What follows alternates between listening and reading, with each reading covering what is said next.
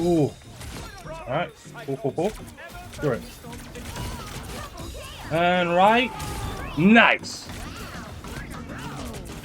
Get out of here. Woo!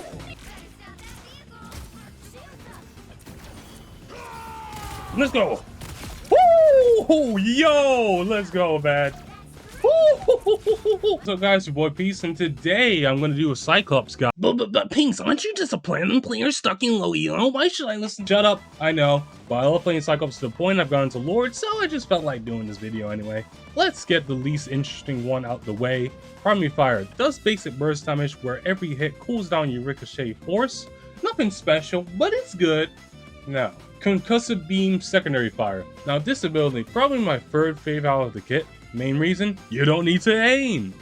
You just need to get one opening on the enemy and you're already damaging most of the team and getting crazy ult charge while at it. I mainly use it just to quickly melt and finish off low health enemies, especially when you just keep missing with your primary shots, or maybe that's just me. Extending this, you can use the environment to reflect damage off to low health enemies, run into small space to get away, and trying to always spam Concussive Beam at angle to hopefully finish them off.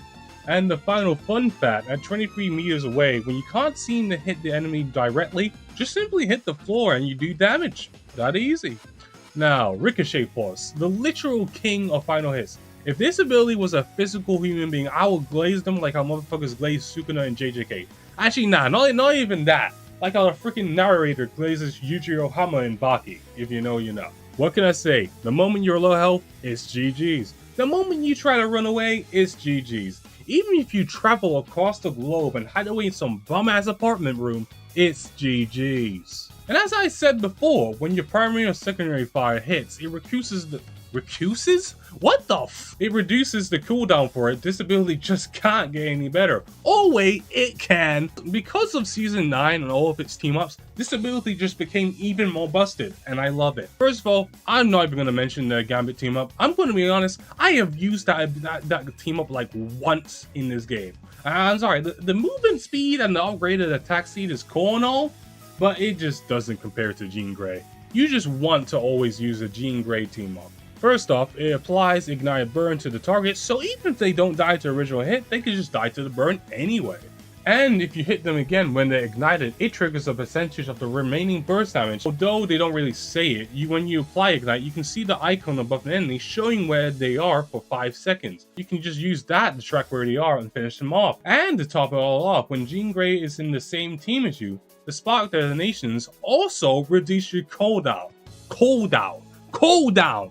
I hate my life. Reduces your cooldown. Like, bro, the glaze for this ability is insane. Now, let me chill up the glaze session. Back to the simpler abilities. Propulsion Burst. You mostly use it to get out. Of any dicey situation. Bonus points if you can group off enemies off the map. God, I miss playing Overwatch. And also, although it's happened to me rarely, you can sometimes even use it to push enemies away from the objective on overtime. Now, probably the most basic of basic ass abilities, Optic Ascent. You can use this to simply blast yourself upwards to either gain a high point on the map or hover over enemies and melt them down with your concussion blast.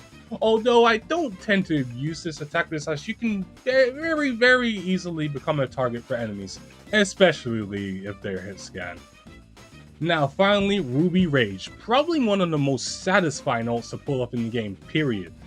Fires a powerful beam damaging all enemies, which is percentage based on the enemy's health, and then a second explosive damage to them as well, being very highly accurate to the Cyclops in the actual comics. Read Astonishing X-Men, that shit is fire. Now let's just accept the truth. Despite how powerful and fast the ult is, it is very simple to avoid as long as the enemies expect you to ult with it. So you're just bound to fumble it a couple of times, but don't beat yourself up over it. I'll explain the best times when to use the ult.